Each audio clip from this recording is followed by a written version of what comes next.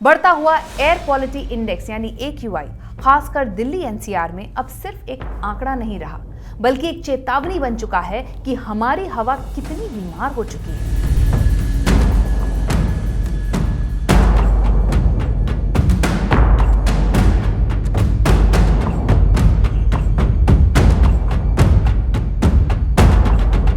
एक जो गर्भवती महिला है उसके अंदर एक और जान पल रही है, तो क्या ये इतने स्ट्रांग होते हैं मैम कि वो आपके भ्रूण का जो प्लेसेंटा का मेम्ब्रेन है उसको भी तोड़ के अंदर घुस जाए? जी हाँ, बिल्कुल।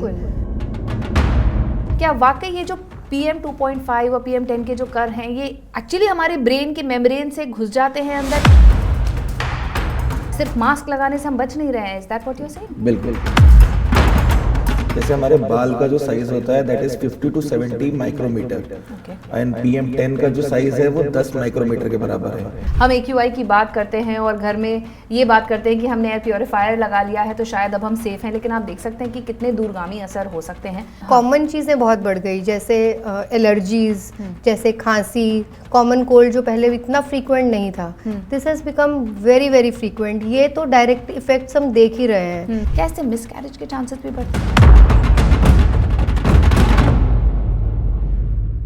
हमने देखा कि दिल्ली NCR में जो स्कूल्स हैं उन्होंने हाइब्रिड सिस्टम कर दिया, आप घर में बैठ के पढ़ रहे हैं, इससे कितना बचा पा रहे हैं हम? आप ऐसा नहीं है कि बाहर जो पॉल्यूशन हो रहा है वो घर के भीतर नहीं आ रहा है ना, हवा वही है, सेम हवा है जो बाहर चल रही है वही अंदर आ रही है, और साथ में अगर पॉल्यूशन है बाहर की हवा में तो वो अंदर भी आ रहा है। अगर प्रदूषण इतना बड़ा फैक्टर बन रहा है तो क्या इसको डायसेक्ट करने के लिए कि भाई इस वजह से हुआ है कुछ मैकेनिज्म होनी चाहिए? शायद ऐसा फ्यूचर में डिवाइस आना चाहिए।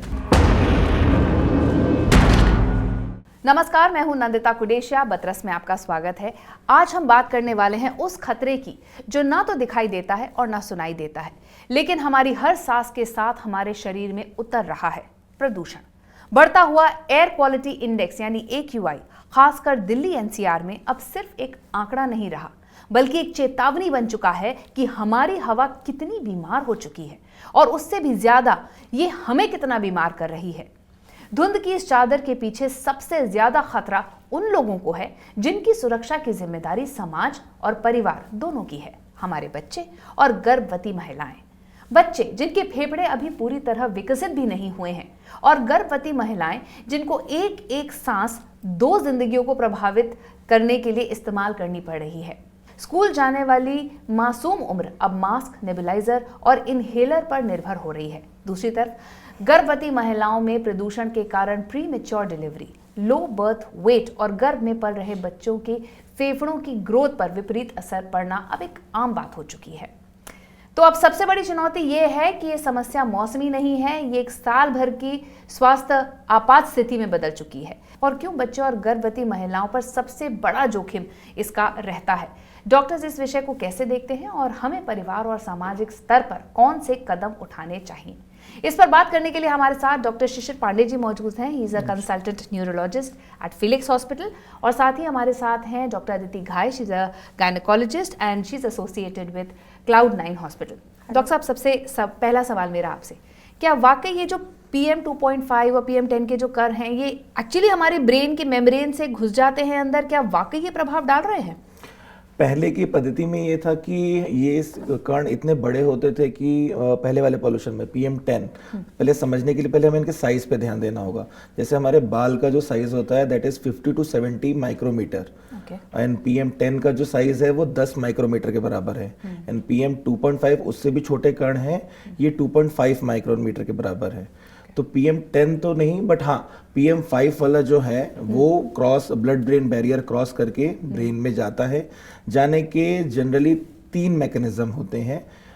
एक तो लंग्स के थ्रू, जिसमें वहाँ पे ब्लड ब्रेन बैरियर वहाँ पे ब्लड में परफ्यूज होके वाया ब्लड सर्कुलेशन ब्रेन में जाता है। एक होता है गट ब्रेन एक्सेस, गट के मतलब जो हमारी जो आते हैं इंटेस्टाइन है वहाँ पर ये एब्जॉर्ब होता है फूड के साथ में या ऐसे ही पानी उसके साथ में एब्जॉर्ब होता है, वहाँ से वाया थ्रू वेगल नर्व है ना, it goes to the brain. ये same mechanism gut brain axis वाला हमारा अल्जाइमर और पार्किंसन के मैकेनिज्म में भी ये प्रिडिक्टेड है कि इसकी वजह से यहाँ से चीज़ें होती हैं।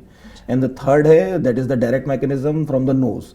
कोरोना का वायरस नोज के थ्रू ही जाता था। जो न्यूरॉन्स होते थे जो नोज के सेल्स को सप्लाई करते थे स्मेल के लिए, परसीव करने के लिए, क्योंकि जो स्मेल वाली नर्व है दैट इज ऑल्फैक्टरी नर्व, वो डायरेक्ट नर्व है that communicates to the brain. तो उसको जो सप्लाई करती है वहाँ से डायरेक्ट एब्जॉर्ब होके there could be a mechanism, वहाँ मैक्रोफेज एनगल्फ करता है, जो रोग निरोधक कोशिकाएं होती हैं वो उसको एनगल्फ कर लेती हैं and that leads to the brain, वो ब्रेन में जा सकता है। तो 3 मैकेनिज्म है जिसके थ्रू ये जा सकता है। तो आप ये कह रहे हैं कि ये जो PM 2.5 का बढ़ा हुआ लेवल है, PM 10 का बढ़ा हुआ लेवल है, ये कई माध्यम से हमारे अंदर जा रहा है, सिर्फ मास्क लगाने से हम बच नहीं रहे हैं। Is that what you are saying? बिल्कुल। और मैं आपसे भी यही जानना चाहूँगी मैम कि अच्छा, अभी हमने जाना कि इंसान के शरीर के अंदर कैसे ये पार्टिकल्स जाते हैं और कैसे ब्रेन पर जाकर सीधे इफेक्ट कर सकते हैं, क्या क्या इफेक्ट करते हैं ये भी हम बात करेंगे। बट आप गायनोकोलॉजिस्ट हैं, अब एक जो गर्भवती महिला है उसके अंदर एक और जान पल रही है, तो क्या ये इतने स्ट्रांग होते हैं मैम कि वो आपके भ्रूण का जो प्लेसेंटा का मेम्ब्रेन है उसको भी तोड़ के अंदर घुस जाए? जी हाँ, बिल्कुल। Through nose when they enter the blood में जाते हैं। ब्लड से इतने छोटे पार्टिकल्स हैं 2.5 कि प्लासेंटा को भी क्रॉस करते हैं, एंड प्लासेंटा क्रॉस करके होने वाले शिशु को वो सब तरह की प्रॉब्लम्स दे रहे हैं। बिल्कुल, वो क्रॉस करते हैं एंड यस उनके अपने इफ़ेक्ट्स भी आ रहे हैं।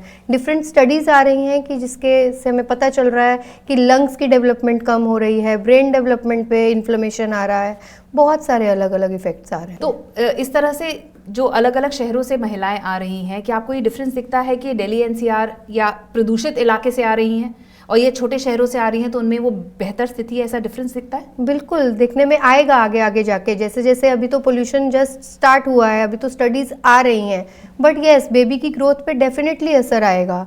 जो छोटे शहर से आते हैं ऑब्वियसली मुझे लगता है कि उनका बेबी वेट ज़्यादा होता होगा, प्री टर्म डिलीवरीज का रेट कम होता होगा, एंड और भी बहुत सारे कॉम्प्लिकेशंस ADHD वगैरह हमारे NCR दिल्ली NCR में कहीं ज़्यादा मात्रा में होंगी। इस पर भी हम विस्तार से बात करेंगे। सर, हम छोटे बच्चों की बात कर रहे हैं। अब हमने देखा कि दिल्ली NCR में जो स्कूल्स हैं उन्होंने हाइब्रिड सिस्टम कर दिया, आप घर में बैठ के पढ़ रहे हैं। इससे कितना बचा पा रहे हैं हम, क्योंकि बच्चे खेलने के लिए तो पार्क जा ही रहे हैं, तो क्या हम बचा पा रहे हैं या ये सिर्फ हमारे दिमाग में है कि हमने स्कूल नहीं भेजा तो हमारा बच्चा सुरक्षित है? कुछ टाइम का एक्सपोजर तो हम लोग डेफिनेटली अवॉइड कर पा रहे हैं, but most of the time पे जैसे जो एक्सपोजर हो रहा है, क्योंकि आप ऐसा नहीं है कि बाहर जो पॉल्यूशन हो रहा है वो घर के भीतर नहीं आ रहा है ना, हवा वही है, सेम हवा है जो बाहर चल रही है वही अंदर आ रही है, और साथ में अगर पॉल्यूशन है बाहर की हवा में तो वो अंदर भी आ रहा है ना। तो हाँ, ये कहें कि हाँ हम अगर उनको घर पे बैठाते हैं बच्चों को विथ एयर प्यूरीफायर या बाकी उसकी सुरक्षा में बैठते हैं तो कुछ हद तक हाँ हम पॉल्यूशन और बाकी कंपैरिजन में कम कर पा रहे हैं। स्कूल इक्विवेलेंट टू घर तभी हो पाएगा जब वो प्रॉपर प्रिकॉशनरी मेजर्स, जैसे अगर एयर प्यूरीफायर शायद कभी वो हो पाए in future in India, problem है, एंड बाकी चीज़ों में यही द हाइब्रिड मॉडल इसको आगे ये सस्टेन कर पाए। तो लेकिन क्या एक आइडिया, एक पार्ट ऑफ आइडियोलॉजी ये भी रहती है कि इम्यूनिटी बढ़ेगी, अगर आप एक्सपोज रहेंगे तो इम्यूनिटी बढ़ेगी, और तब तक प्रिकॉशन मतलब जब तक वो इफेक्ट नहीं कर रहा। Does this work? इम्यूनिटी वाला कॉन्सेप्ट ये इन्फेक्शियस डिजीज के लिए लागू होता है। जैसे कोई वायरल इन्फेक्शन है, कोई बैक्टीरियल इन्फेक्शन है, तो जैसे हम लोग पहले बोलते थे कि बचपन में हाँ भाई जुकाम हो रहा है होने दो, है ना, एक बार होगा, साल भर का होगा इनका जुकाम और उससे दिक्कत चली जाएगी। इन्फ्लुएंजा के लिए कहा जाता था, तो इसीलिए पहले इंडियन पॉपुलेशन में इन्फ्लुएंजा की वैक्सीन की ज़रूरत नहीं पड़ती थी। हम लोग को हर बार जुकाम होता था, गांव में या शहरों में भी हम लोग अवॉइड करते नहीं थे, मेडिसिन नहीं लेते थे, and it will goes by itself, अपने आप चला जाता था। तो उससे हमें उस सीजन के इन्फ्लुएंजा के लिए जो वायरल ड्रिफ्ट हुआ है, जो चेंज हुआ, उसके लिए इम्यूनिटी आ जाती थी। बट ये चीज जो पॉल्यूशन के लिए लागू नहीं होगी, है ना, वो तो it is a sedimentation thing, मतलब वो कंटामिनेशन है, वो धीरे धीरे सेटल होता जा रहा है, एंड ये काम ऑक्सीडेटिव स्ट्रेस के थ्रू करता है, ये फ्री रेडिकल्स बनाता है, और वो जो ऑक्सीडेटिव स्ट्रेस है वही ब्रेन की सेल्स या और भी बॉडी की जितनी भी सेल्स है उसको डैमेज करती हैं। तो it will culminate, it will goes to the DNA अगर इसको छोड़ दिया गया तो DNA तक में जा सकता है, यानी कि हम अगली नस्ल को भी इसको फॉरवर्ड कर सकते हैं। इतना गंभीर असर प्रदूषण हमारे ऊपर डाल रहा है। हम AQI की बात करते हैं और घर में ये बात करते हैं कि हमने एयर प्योरीफायर लगा लिया है तो शायद अब हम सेफ हैं, लेकिन आप देख सकते हैं कि कितने दूरगामी असर हो सकते हैं। मैम, प्रेग्नेंट वुमेन की वापस मैं आपसे बात करूंगी। तो आपने कहा कि PM 2.5 जो है वो प्लेसेंटा को अंदर जाके पेनिट्रेट कर सकता है। बिल्कुल। क्या इससे बच्चा जो भ्रूण में पल रहा है उसके दिमाग पर असर पड़ सकता है? क्या can the child be born with a certain disease because of pollution? Yes of course, because जो PM 2.5 पार्टिकल्स है जब वो क्रॉस करते हैं प्लेसेंटा तो they cause inflammation in the brain, जिसको कि न्यूरोलॉजिकल इन्फ्लेमेशन बोलते हैं, जिसको आप मान लीजिए नॉर्मल भाषा में स्वेलिंग बोल सकते हैं। तो जिसकी वजह से आप वास्ट स्पेक्ट्रम देख रहे हैं डिजीज का, जिसमें से एक मेन ADHD भी है, ऑटिज्म है। तो ये सब पोल्यूशन की वजह से बिल्कुल देखे जा रहे हैं। तो आप ये कह रही हैं कि भ्रूण में ही बच्चा ऑटिज्म के स्पेक्ट्रम में आ जाता है because there is pollution? Yes of course, ADHD, autism, ये सब स्टडीज अब आ रही हैं धीरे धीरे कि जिससे हमें ये पता चल रहा है कि because of pollution, because of PM 2.5 particles, yes it is causing damage, और अलग लेवल का डैमेज हो रहा है। सर ADHD की बात करी मैम ने, ये एक अभी हाल फिलहाल में बहुत ही कॉमन चीज़ हो गई है, लोग इसके बारे में खुल के बात भी कर रहे हैं। और अगर आप इसके स्पेक्ट्रम की बात करेंगे तो शायद इंसान कहेगा कि हर इंसान को ये प्रॉब्लम है। बट ये जो बढ़ते हुए बच्चे हैं, हम शिशुओं पर इस वक्त फोकस करना चाहते हैं, डू यू थिंक कि ADHD की प्रॉब्लम या ये ध्यान लगाने की प्रॉब्लम ये भी पोल्यूशन से जुड़ी हो सकती है? फोकस में डेफिनेटली असर आ सकता है। वो बच्चों के लिए नहीं, वो बड़ों के लिए भी लागू होता है कि उनके फोकस में कमी आती है, लिथार्जी हो सकती है, जो थकावट दिन भर महसूस होती है उसमें इजाफा हो सकता है। एंड जो ADHD की प्रॉब्लम है डेफिनेटली बच्चों में तो आ ही रही है।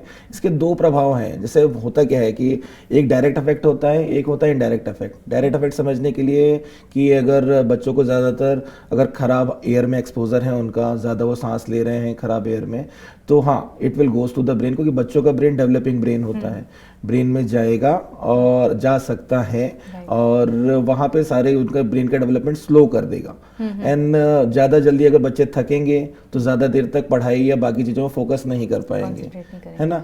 फोकस करेंगे भी तो, और वो कम समय के लिए लगेगा, and that is not fruitful, वो काम का नहीं रहने वाला। और इसका इनडायरेक्ट इफेक्ट वो है कि हम पॉल्यूशन के चलते बच्चों को बाहर नहीं भेज रहे हैं, वो नहीं जा रहे हैं, वो खाली 12 घंटे ऑनलाइन क्लासेस कर रहे हैं।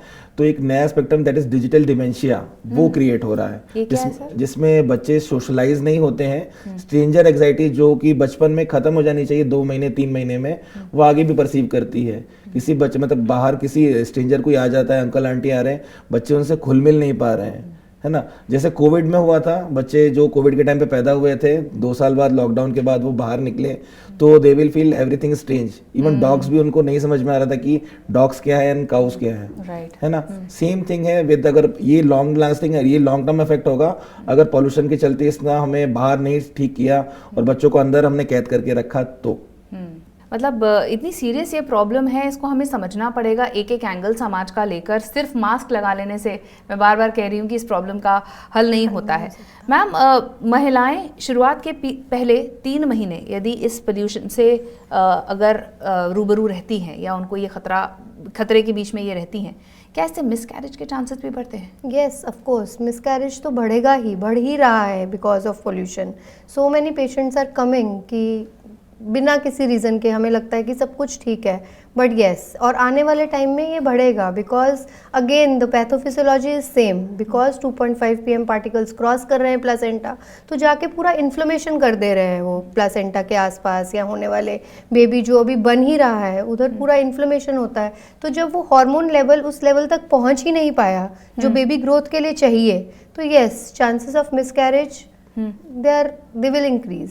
एंड हैव दे, आपके पास ऐसे आते हैं केसेस? और अगर आते हैं तो मैं आपसे जानना चाहती हूँ, आप डायग्नोस कब करते हो मैम इस चीज़ को कि ये प्रदूषण का असर है? आप खुली हवा में जाइए, बिकॉज हम लोग जो दिल्ली NCR में रह रहे हैं, वी बहुत सारे ऐसे लोग हैं जो कामकाजी हैं, जिनका यहाँ पर घर है।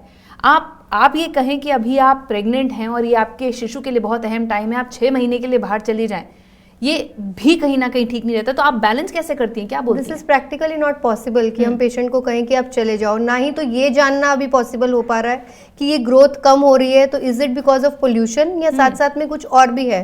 बिकॉज अगर डायबिटीज है पेशेंट को, हाइपरटेंशन मतलब बीपी का बड़ा होना, ये सब कुछ है तो ये भी ग्रोथ कम करते हैं। बट पोल्यूशन ने इसका इफेक्ट और ज्यादा कर दिया, मतलब थायराइड प्रॉब्लम्स बढ़ गई, बीपी बढ़ गया, इवन डायबिटीज की वजह से जो कॉम्प्लिकेशंस होते थे वो सब बढ़ दिए। लेकिन इट इज बिकॉज वो लेबल करना कि यस पोल्यूशन ने ये किया है, अभी फिलहाल तो ऐसी कोई टेस्ट नहीं आया या ऐसा कोई इन्वेस्टिगेशन नहीं आई कि हम बोल सकें कि yes because of pollution. But कुछ चीज़ें एकदम ऑब्वियस हो जा रही हैं, वो आने वाले कुछ समय में I think will be more clear about it. So ये तो हमने गर्भवती महिलाओं की बात की। सर, ये बच्चों के संग भी हो रहा है क्या कि ये बता पाना मुश्किल हो रहा है कि ये जो डिफेक्ट्स या जो भी डिजीजेस हो रही हैं ये प्रदूषण की वजह से है? बच्चों में भी ऐसा हो रहा है? डेफिनेटली। अगर आप किसी बच्चे का डेवलपमेंट अगर आप ट्रैक करें, है ना, तो उसमें आप ये तो क्वांटिफाई नहीं कर सकते कि उस ड्यूरेशन में जैसे सर्दियों के दिनों में पोल्यूशन ज़्यादा था उसकी वजह से जो डिफेक्ट हुआ है वो हुआ है। बट लॉन्ग टर्म में हम आगे जाके शायद हम देख सकते हैं। द कंपैरिजन पार्ट जो आपने पूछा ना कि गाँव के बच्चे, रूरल एरिया के बच्चे हैं, अर्बन एरिया के और बच्चे, एनी स्मॉल सिटी, हाँ एनी स्मॉल सिटीज, तो डेफिनेटली अर्बन एरिया वाले कम सोशल इंटरेक्टिव हैं, अभी भी हैं। अभी भी है। और आपने जैसे बोला कि अभी एक्सपोज रहेंगे तो उनके ब्रेन को, लंग्स को और अलग तरीके से डैमेज हो सकता है। कितना लॉन्ग टर्म होता है सर? क्योंकि मान लीजिए अगर अभी कोई पेरेंट यहाँ हैं और जो हमारा शो देख रहे हैं उनको समझ में आ रहा है कि बहुत ग्रेविटी है इस सिचुएशन में और हमें अपने बच्चे को इससे एक्सपोज नहीं करना, ये सोचते हैं कि ये कहीं और जाके शिफ्ट हो जाए, ये हेल्प करेगा या फिर अभी जिस चीज़ जो डैमेज हो गया है वो लॉन्ग टर्म रह सकता है? डेफिनेटली देखिए, बच्चों में हीलिंग पावर ज़्यादा होती है ना। अगर उनको थोड़ा बहुत डैमेज हो भी जाता है तो दे विल डेफिनेटली हील हो जाएंगे। बट अगर परसिस्टेंट डैमेज होता है तो it will and up with the scar, एक निशान रह जाएगा। कुछ तो कमी रह ही जाएगी अगर ये लॉन्ग टर्म एक्सपोजर रहता है पोल्यूशन का। और रिगार्डिंग दैट, हाँ, सॉल्यूशन क्या है? सॉल्यूशन में जो जगह बदलने वाला है वो हमारे जो ओल्ड एज है, जो अफोर्डेबल ओल्ड एज वाले पीपल हैं वो कर रहे हैं। जैसे मान लीजिए उनका घर है यहाँ पर, they are living in Delhi, but उनके बच्चे हैदराबाद, बेंगलोर वहाँ रह रहे हैं, they will go to that place 2 महीने के लिए। मेरे पास है, वी हैव ए पेशेंट कि सर आप आ रहे हैं कि आप मुझे 2 महीने की दवा लिख दीजिए, है ना, we are going from the out station. तो आई वास्क, मैंने क्यों जा रहे हैं? बोले सर इतना दिल्ली में पोल्यूशन है, we have suppose to go. बच्चे भी कह रहे हैं आप यहाँ आ जाओ, वहाँ पे एलर्जी, अस्थमा, बाकी चीजें बढ़ रही है, तो आप 2 महीने हमारे पास रह लो, बाद में फिर चले जाना। जिसके पास ये फैसिलिटी है, जिसके पास ये सुविधा है, वो ये कर सकता है, बिल्कुल जा रहा है ना। और बच्चों में कॉमन चीजें बहुत बढ़ गई, जैसे एलर्जीज, जैसे खांसी, कॉमन कोल्ड जो पहले इतना फ्रीक्वेंट नहीं था, this has become very very frequent. ये तो डायरेक्ट इफेक्ट्स हम देख ही रहे हैं। मतलब ड्रास्टिकली ओपीडी, आई मीन जो पेशेंट्स आते हैं हमारे पास, दे आर ड्रास्टिकली इंक्रीज्ड कि सर्दी खांसी के साथ जो पेशेंट्स आ रहे हैं बहुत ज्यादा आ रहे हैं, छोटे बच्चे। सर, आपने बताया था कि फ्लू शॉट्स पहले नहीं लेते थे। मेरा भी एक 8 साल का बेटा है, तो मैं जब डॉक्टर के पास जाती हूँ तो वो कहता है भाई आप हर चेंज ऑफ सीजन से पहले ले लिया करिए फ्लू की वैक्सीन। तो मतलब अब ये शायद एक लाइफस्टाइल बन गया है कि जैसे हम लोग टीका दिलाते हैं बड़ी बड़ी बीमारियों के अगेंस्ट, तो ये अब फ्लू भी एक इसी तरीके के एक रेंज में आ गया है। डेफिनेटली। अब कोविड के बाद से इतना जेनेटिक ड्रिफ्ट और शिफ्ट है वायरल जीनोम में, तो अब कोई भरोसा नहीं कि कौन सा वायरल आगे जाके कैसे रिएक्ट करेगा। तो it's a part of life. And this is similar for pregnancy also. पहले सिर्फ 2 शॉट्स लगते थे टेटनस के। अच्छा। Now the protocol has come कि आपको फ्लू शॉट देना ही है 5th मंथ के बाद। Yes, flu shot should be given and we are giving it has come in the national protocol. अच्छा, तो ये दिल्ली एनसीआर के लिए है या नहीं, all this over is for India? throughout India. After COVID this has become the protocol. Always precaution is always better than cure. Yes. But गर्भवती महिलाओं की अगर मैं स्पेसिफिकली बात करूँ तो कि हम ज़्यादा सतर्क हो जाते हैं जब हमारे अंदर एक जान और होती है, राइट? तो क्या एयर प्योरीफायर या इस तरीके के घर में, एनवायरनमेंट में रहने से कुछ हद तक असर कम होता है, या वही सवाल जो मैंने सर से पूछा था, कुछ फ़र्क पड़ता है इस चीज़ से? बिल्कुल फ़र्क पड़ेगा। अगर आप लंबे समय तक अंदर हैं, बेशक उसके अपने इफेक्ट्स हैं कि आप सोशलाइजेशन वगैरह कम हो गया, लेकिन yes with HEPA filters, yes air quality increase अच्छा तो हो ही जाता है। एंड कुछ समय के लिए आप दिन में जहाँ पे 24 आवर्स एक्सपोज्ड हैं, वहाँ पे आप सिर्फ 2 ही घंटे एक्सपोज हो रहे हैं जब आप बाहर जा रहे हैं। घर में प्यूरिफायर्स लगाकर, ग्रीन प्लांट्स लगाकर, इवन मैं तो ये भी कहूँगी अपनी इम्यूनिटी बूस्ट कर इन तीनों ही चीज़ों से असर पड़ रहा है, मतलब असर पड़ना चाहिए। हेपा फिल्टर्स क्या है ma'am? HEPA filters, they are special type of filters जो कि बेस्ट फिल्टर्स माने जाते हैं हर प्यूरिफायर में। हेपा फिल्टर्स की आजकल ज़्यादा इम्पोर्टेंस हो गई है। They are the best filters, जो कहा जा रहा है कि 2.5 pm पार्टिकल्स को भी वो फिल्टर कर ले रहे हैं। ओके ओके सर, हमने बात करी कि एडीएचडी की प्रॉब्लम हो रही है, फोकस की प्रॉब्लम हो रही है। आजकल brain fog is a new term these days, है ना, और हमें ये कहा जाता है कि जब एक उम्र में हम आ जाते हैं तो भाई ब्रेन फॉग हो जाता है, बट ये बच्चों में भी दिखने लगा है। Is this also related to प्रदूषण हियर? हो सकता है। देखिए, इसको समझने के लिए हमें ब्रेन के बेसिक स्ट्रक्चर को समझना पड़ेगा। ब्रेन मोटा मोटा 4 भाग में डिवाइडेड रहता है। One is the frontal lobe, जो कि फोकस का काम करता है। यही लोब हमें बाकी मंकीज से अलग भी करता है। मंकीज में दैट वो प्री फ्रंटल वाला पार्ट डेवलप नहीं होता, वो ह्यूमन बींग्स में होता है, और वही डेवलपमेंट होता है बच्चों में। तो अगर प्रदूषण से वो रहेगा उसके संपर्क में, उसका डेवलपमेंट स्लो होगा या कम होगा। सेकेंड पार्ट आता है टेम्पोरल लोब, जो कि मेमोरी में काम स्टोरेज से काम करता है। उसमें डिफेक्ट से बड़ों में अल्जाइमर्स बाकी चीजें होती हैं। और जो हिप्पोकैम्पस करके जो एरिया होता है, जो कि शॉर्ट टर्म मेमोरी को लॉन्ग टर्म मेमोरी में कन्वर्ट करता है, वो वाला इफेक्ट हो सकता है आपका प्रदूषण से। तो that could be the reason कि मतलब जैसे अगर कोई बात कर रहा है या किसी काम में इंडल्ज है, तो उस टाइम पे वो अगर फोकस नहीं कर पाया, फोकस वाला काम फ्रंटल लोब का वो नहीं हो पाया, तो वो रजिस्टर नहीं होगा, या फोकस प्रॉपर हुआ बट रजिस्ट्रेशन इम्पेयर्ड हो गया बिकॉज ऑफ बैड हिप्पोकैम्पस, तो वो फिर आगे जाके मेमोरी प्रॉब्लम्स में क्रिएट करेगा। And that is a brain fog. वो हिप्पोकैम्पस इज ए क्लर्क, वो वापस जो अगर मेमोरी रिट्राइव करनी होती प्री फ्रंटल से, तो वो ही करता है। अगर वो वर्क नहीं कर पाएगा, डैमेज नहीं कर पाएगा, तो पुरानी फाइलें नहीं निकाल पाएगा। तो क्या स्टोर किया था नहीं है, तो जैसे वाइवा में जैसे कुछ क्वेश्चन पूछा आंसर नहीं है, सेम चीज होती है कि है तो दिमाग में लेकिन आ नहीं रहा है, तो ब्रेन फॉग हो गया। मोस्ट कॉमन जो हमारे पास पेशेंट आते हैं, यंग में भी आते हैं, कि हाँ किसी व्यक्ति से बात हो रही है, चेहरा सामने है, बट मुझे उसका नाम नहीं ध्यान आ रहा। ये बहुत कॉमन हो गया आजकल। इवन कभी हम किसी रूम में गए, कोई चीज लेने गए, लेकिन ध्यान ही नहीं आ रहा कि क्या लेने जा रहे हैं, तो दैट इज ब्रेन फॉग। अच्छा मैम, ये जो गर्भवती महिलाओं की मैं बात बाद में बार कर रही हूँ आपसे, ये बताइए कि जनरली भी ये कहा जाता है कि बहुत ज़्यादा अल्ट्रासाउंड नहीं कराना चाहिए, बच्चा should not be expose to many radioactive waves, है ना। पर अब जब हमें इतना स्पेक्ट्रम हमारे पास और इतना डर हो गया है कि एक डाउन सिंड्रोम आ गया है, ADHD आ गया है, आप कह रही प्रदूषण की वजह से भी बच्चे को फर्क पड़ रहा है, कितने अल्ट्रासाउंड्स कराने चाहिए, कितनी बार महिला, क्योंकि भाई एक माँ है, परिवार है, वो तो ये सुनिश्चित करेगा कि बच्चा हेल्दी से हेल्दी पैदा हो, और उसके लिए अगर भगवान ना करे कोई बीमारी हो भी गई है तो उसको ट्रीट कर दिया जाए। ट्रीटमेंट हर तरीके के मौजूद हैं। तो कितना अलाउंस देता है मेडिकल साइंस कि इतनी बार करा लेना चाहिए या इस समय करा लेना चाहिए, ताकि ये पता चल जाए? सबसे पहले तो मैं ये मिथ क्लियर करना चाहूंगी कि ultrasound rays are harmful. No, they are not. X ray rays are harmful, ultrasounds are not harmful. वो जो रेज हैं वो सेफ रेज हैं।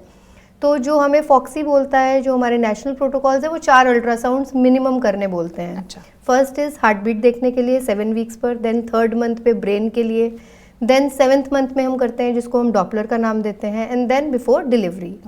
And because of pollution also हम यही 4 अल्ट्रासाउंड्स फॉलो कर रहे हैं। जब हमें लगे कि येस इस पर्टिकुलर पेशेंट में ग्रोथ कम दिख रही है, या फिर मुझे एग्जामिन करके लगा कि येस इसमें एमनियोटिक फ्लूइड, पानी लेवल कम लग रहा है, तो येस उनमें हम अल्ट्रासाउंड्स थोड़े ज़्यादा कर ले रहे हैं, बट अदरवाइज डायरेक्टली तो हम ये 4 अल्ट्रासाउंड्स ही कर रहे हैं। तो आपने बताया कि सेकंड स्टेज में आप ये देखते हो कि बच्चे का ब्रेन ठीक है कि नहीं है, तो मान लीजिए उसके बाद असर हुआ, तो क्या क्या साइंस के स्पेक्ट्रम में ही आता है कि आप चेक करें इसको? बिल्कुल, ग्रोथ तो हम हर मंथ चेक कर रहे हैं ना, but not with ultrasounds. That I am examining patient को बुला करके, एवरी मंथली विजिट्स है उसके। Then directly we see growth in the Doppler which is at 32 weeks, that is 7.5 months. अगर बीच में कभी लगता है कि इस पर्टिकुलर पेशेंट का ग्रोथ कम हो रहा है बेबी का, या फिर कोई और कॉम्प्लिकेशन लग रही है, तो yes definitely we can go for ultrasounds. Ultrasound की rays they are non harmful, but per se pollution की वजह से हम अल्ट्रासाउंड ज़्यादा करा रहे हैं, अभी तक तो ये बिल्कुल नहीं कर रहे हैं। पर आपको लगता है सर ऐसे पैरामीटर्स या साइंस इतना इवॉल्व हो रहा है कि इस चीज़ पर अब ध्यान देना चाहिए, क्योंकि ये ज़रूरत बन गया है कि हमें ये पता होना चाहिए कि ये यदि बीमारी हो रही है तो हमेशा हम मेडिकल साइंस में देखते हैं कि कारण ढूंढो और उसको किल करो। अगर प्रदूषण इतना बड़ा फैक्टर बन रहा है तो क्या इसको डायसेक्ट करने के लिए कि भाई इस वजह से हुआ है, कुछ मैकेनिज्म होनी चाहिए? आई थिंक जैसे रेडिएशन लेवल के लिए दे हैव मेड मीटर्स बनाए गए हैं, कहाँ पे कितना रेडिएशन एक्सपोजर है। जैसे हम लोग के यहाँ पे CT MRI होता है, तो they have a separate chamber of CT and MRI, और जो रेडियो टेक्नीशियन होते हैं वो एक प्रॉपर गैजेट लगा के चलते हैं कि वो रेडिएशन किस जोन पे कितनी है। ज़्यादा होती है दे विल नॉट गो, या कहीं रेडिएशन लीक हो रही है तो उसमें वो पता लग जाता है। सिमिलरली पॉल्यूशन के लिए भी शायद ऐसा फ्यूचर में डिवाइस आना चाहिए। MRI से पता चलता है क्या सर, CT स्कैन MRI से कि नो, फर्क नहीं पड़ेगा ना, अभी नहीं पता चलेगा। अभी नहीं। हम लोग क्योंकि इससे ये पूरी तरह फैला हुआ है, हम लोग कहीं रोक नहीं सकते, इससे बच सकते हैं। करेक्ट। हमें बचने पे ध्यान देना है, क्योंकि देखिए मेरे ख्याल से शायद इन फ्यूचर भी यही होगा कि हम लोग बचने पे ही वो फोकस करें। जैसे अगर पॉल्यूशन वाले टाइम पे ज़्यादा से टहलने निकलते हैं ओल्ड एज या बाकी लोग भी, तो पॉल्यूशन वाले टाइम पे टहलने ना निकले। ऊपर वाले अगर बिल्डिंग्स में ऊपर वाले फ्लोर्स पे रहते हैं तो दरवाजे खिड़कियाँ बंद करके रखें। एयर प्योरीफायर कोशिश करके इस्तेमाल करें। जो लोग अफोर्ड नहीं कर सकते हैं उनको खाली नॉर्मल AC में अपना एक प्रॉपर फिल्टर्स अवेलेबल है, HEPA फिल्टर्स के लेवल के ही हैं, अमेजन पे हैं, उनको AC के नॉर्मल उसमें फिल्टर से चेंज कर देना है और वो नॉर्मल एयर फ्लो वाले मोड पे चलाना है AC। अगर वो 10 मिनट भी चलाते हैं तो most of the air purify हो जाती है एक क्लोज रूम की। अच्छा, वो कर सकते हैं। तो हमें बचाव पे ही ध्यान देना है। बाकी बाहर निकलेंगे तो मास्क का इस्तेमाल करना है जिसमें PM 2.5 का प्रोटेक्शन हो, ये आपको देख के लेना है।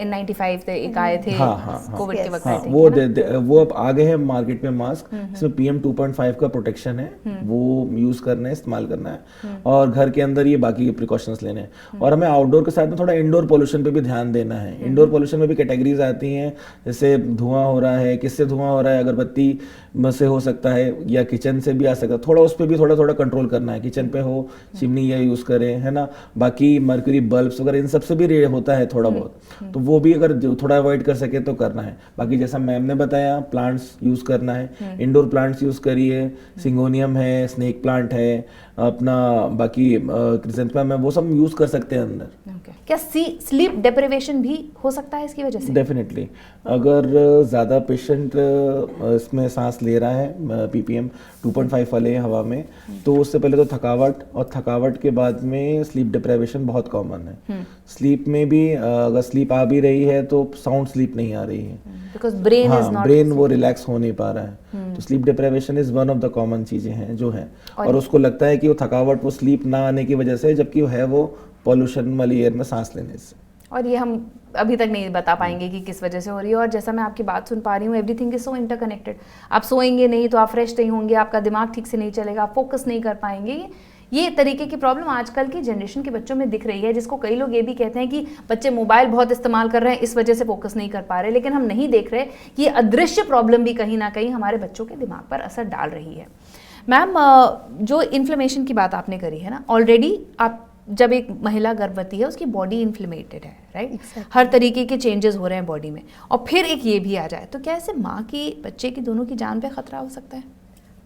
डायरेक्टली जान पर तो नहीं खतरा हो सकता, but yes, growth parameters obviously change हो जा रहे हैं। ग्रोथ पैरामीटर्स में सब कुछ आ गया। बेबी का लंग डेवलपमेंट, जब वो बड़े हो जाएंगे बेबीज, तो उनको लंग प्रॉब्लम ज़्यादा हो सकती हैं। सर्दी, खांसी, कॉमन कोल्ड तो है ही है, साथ साथ ब्रोंकाइटिस, एलर्जीज, ये सब ज़्यादा हो सकता है। जैसे कि सर ने बताया, अगर हम न्यूरोलॉजिकल प्रॉब्लम्स की बात करें तो यस, डिजीनेस बच्चों में बहुत कॉमन हो गया, चक्कर आ रहा है, नींद बराबर नहीं आ रही, ऑटिज्म का स्पेक्ट्रम, ADHD का स्पेक्ट्रम तो आ ही गया। तो ये सब कुछ इनडायरेक्टली हो सकता है। डायरेक्टली जान पर खतरा, आई वोंट से कि पोल्यूशन की वजह से डायरेक्टली जान पे ही खतरा हो सकता है। ग्रोथ पैरामीटर्स ऑब्वियसली वो तो बिगड़ ही रहे हैं। बेबी की ग्रोथ, आप चाहे न्यूरोलॉजिकल ग्रोथ ले लो, इन जनरल बेबी वेट ले लो, जैसे कि आपने मुझसे पूछा था कि छोटी जगह पर बेबी वेट ज़्यादा देखने मिलते हैं, और सिमिलरली यहाँ पर तो हमारा 2.5 kg भी टच कर जाए तो वी से इट्स गुड बेबी वेट। तो कहीं ना कहीं ग्रोथ पैरामीटर्स तो ज़रूर चेंज हो रहे हैं, बट डायरेक्टली जान का खतरा अभी तक तो आई वोंट से कि यस वो देखने मिला है। तो हमने बात की कि गर्भवती महिलाएं अगर प्रदूषण से उनका 2-4 सामना हो रहा है तो बच्चे पे असर पड़ रहा है। मुझे बताइए माँ पे कितना असर पड़ रहा है, क्योंकि हमने ये भी देखा है, एक रिपोर्ट भी आई थी कि प्री मैच्योर बेबीज़ बहुत ज़्यादा हो रहे हैं आजकल, स्पेशली दिल्ली NCR में। तो ये प्रदूषण कहीं ना कहीं क्या माँ पे भी इफेक्ट कर रहा है, उनकी बॉडी पे भी कर रहा है? बिल्कुल, माँ पे भी सेम इफेक्ट्स हो रहे हैं जो नॉर्मल इंसान में हो रहे हैं, कि ब्रेन क्रॉस कर रहा है, ब्लड ब्रेन बैरियर क्रॉस कर जा रहा है, ब्रेन फॉग, वो सब तो हो ही रहा है। साथ साथ प्रीटर्म बर्थ्स तो बढ़ ही गए, बहुत ज़्यादा उनकी बढ़ गया। It's because of pollution, stress, stress induced oxidative damage जो हो रहा है, जिसकी वजह से इन्फ्लेमेशन हो रही है। Yes, preterm births, not only preterm births, I would say growth retardation, कि जिसमें कि बेबी का कम रह जाना, ग्रोथ कम रह जाना, वो सब देखने को मिल रहा है। And it's because of pollution. And ultimately बचाव ही करना है हमें, इस चीज़ को ख़त्म नहीं कर सकते हम। तो बहुत बड़े पैमाने पर है। यस। तो ये प्रदूषण की समस्या दिल्ली एनसीआर में है, या आपको और भी पेशेंट्स आपको बताते हैं कि इंडिया के अलग अलग पार्ट्स में भी इस तरह की दिक्कत आ रही है? क्योंकि अगर ये फैल रहा है तो हम सबके लिए ही दिक्कत की बात है। दिल्ली एनसीआर में नो डाउट पॉपुलेशन थोड़ा ज़्यादा है, एकदम फर्नेस की तरह हो गया है ये। तो दिल्ली एनसीआर में तो बहुत ये पोल्यूशन की प्रॉब्लम ज़्यादा है ही है।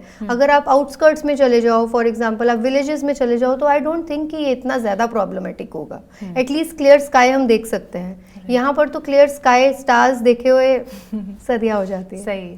सर, मैं रैप अप करूंगी शो यहाँ पर मैं चाहूँगी कि आप एक बार हमारे दर्शकों को, उन माता पिता को बताएं जिनके छोटे बच्चे हैं, जो इस डिलेमा में हैं कि मैं क्या प्रिकॉशन ले लूँ कि मेरा बच्चा नॉर्मल जीवन भी जीता रहे, बाहर खेलने भी जाता रहे, अपनी स्पोर्ट एक्टिविटीज़ भी करता रहे, लेकिन स्वस्थ रहे। क्या करें वो? देखिए, आपको अपने बच्चों को ये ध्यान देना है कि जो पॉल्यूशन वाले आवर्स हैं उसमें बाहर नहीं भेजना है, खुद भी आपको बाहर नहीं निकलना है ना। अगर आप ऊंची मल्टी में रहते हैं तो बाहर की हवा अंदर नहीं आने देनी है। किसी फ्रेश एयर के टाइम पे, जब मॉर्निंग टाइम पे या जब पॉल्यूशन का लेवल कम हो, AQI आपके पास, सबके पास होता है मोबाइल में, देयर इज़ एन ऐप, उसमें AQI आता रहता है। आप अपने एरिया का AQI चार्ट करेंगे, जब वो सबसे कम रहता है उसी टाइम पे आप खिड़कियाँ खोलें और बाकी चीज़ें बच्चों को भी बाहर जाने दें। सेकंड चीज़, अगर बाहर जा रहे हैं बच्चे तो उसके साथ में मास्क लगा के जाएं, और अगर खेलने की एक्टिविटीज़ भी है तो कोशिश करिए कि वो एक हरे भरे ग्राउंड्स में ही हो, not in the cemented stadium. और घर की बात रही तो घर में आप एयर प्यूरीफायर का इस्तेमाल कर सकते हैं। अगर अफोर्डेबिलिटी की दिक्कत है तो बाकी नॉर्मल फिल्टर्स विथ रिवर्स जैसे एयर फ्लो यूज़ करके AC में, वो भी एयर प्यूरीफायर का काम करेगा। बाकी रिगार्डिंग ऑक्सीडेटिव स्ट्रेस कम करने के लिए हमें फ्रूट्स का ज़्यादा सेवन करना चाहिए, क्योंकि ये सब ऑक्सीडेटिव स्ट्रेस के थ्रू ही सारा पॉल्यूटन काम करता है। तो ऑक्सीडेटिव स्ट्रेस के लिए हमें फ्रूट्स का ज़्यादा खाना चाहिए। बोला भी गया है शास्त्रों में, हमारे जल और फल हर बीमारी की जड़ को ख़त्म करता है सिरे से, तो वो हमें ध्यान रखना है। फ्रूट्स खूब खाने हैं, खट्टे फल, संतरा, नींबू ऑक्सीडेटिव स्ट्रेस कम करते हैं। जैसे कोविड में विटामिन C की टैबलेट्स का चलन हुआ था, तो मतलब आपको नॉर्मल फ्रेश फ्रूट्स खाने हैं और हाइड्रेट रहना है, डिहाइड्रेट नहीं होना है। तो उससे आपके डिहाइड्रेशन से अवॉइड करने से ये फ़ायदा हो जाएगा, जो आपकी ब्रेन फॉग की प्रॉब्लम है, कम नींद आने की प्रॉब्लम है, वो सॉर्ट आउट हो जाएगी, वो सॉल्व हो जाएगी। एंड बाकी हेल्दी लाइफस्टाइल के बाकी जो होते हैं वो मीन्स आपको फॉलो करना है। बहुत अच्छी बात है आपने बताई। कोई ऐसा टाइम होता है दिन का जब प्रदूषण कम होता है रिलेटिवली कम वाला टाइम इज अपना जो 11 से लेके 4 वाला है दिन? हाँ, दिन। अच्छा। मैक्सिमम पोल्यूशन इज सुबह एंड रात को, जब वो ऑफिस टाइम रहता है, vehicles are on the road, और इनिशियल वाला टाइम रहता है तब रहता है। बीच वाला टाइम काफ़ी सेफ है। मैम, आपसे भी मैं एक क्लोजिंग स्टेटमेंट चाहूँगी। गर्भवती महिलाएं या जो प्लान कर रही हैं बेबी का, जो अभी गर्भवती हैं या जिन्होंने अभी नवजात शिशु को जन्म दिया है, क्या ध्यान रखें? मोस्टली ध्यान तो सर ने बता ही दिए हैं, बट जो एड ऑन्स करने हैं दैट इज़ कि mostly the females are in kitchen, तो चिमनी का प्रयोग ज़रूर करें। आउटडोर तो ऑलरेडी पोल्यूशन है, तो आप अपने घर में पोल्यूशन मत होने दीजिए, चाहे वो चिमनी से हो, चाहे वो अगरबत्ती से हो, चाहे वो मस्कीटो कॉइल से हो, या फिर वो गुड नाइट जो हम लगाते हैं उसकी वजह से भी एक अलग लेवल का पोल्यूशन होता है। तो हम ये सब पोल्यूशन अवॉइड कर सकते हैं। साथ साथ में खूब सारे प्लांट्स लगाइए घर में, जिससे कि एयर नेचुरली प्यूरीफाई हो। And last but not least, immunity पे तो वर्क करना ही है। All sort of immunity sir ने बता ही दिया, जल और फल तो है ही है, साथ ही साथ आंवलास, देन ड्राई फ्रूट्स, जो कि हमारे ऑक्सीडेटिव स्ट्रेस को कम करते हैं, ये ज़रूर हमें लेने हैं और अपने बच्चों को भी ज़रूर देने हैं। चलिए, बहुत बहुत शुक्रिया, आप लोग जुड़े और इतनी अच्छी इन्फॉर्मेशन दी। तो यहाँ आज के डिस्कशन से आपको समझ में आ गया होगा कि ये AQI या ख़राब एयर क्वालिटी की जो हम बात करते हैं, ये कितना गहरा असर डाल रही है हमारे जीवन पर, हमारे बच्चों पर। तो अभी क्योंकि इसका कोई क्योर नहीं है, तो हमें अपना बचाव करना है। बचाव के तरीके यहाँ बताए गए हैं, तो अपने बच्चों के लिए और आने वाले नस्लों के लिए ये बचाव आप ज़रूर करें। बहुत बहुत शुक्रिया आज का बतरस देखने के लिए। नमस्कार।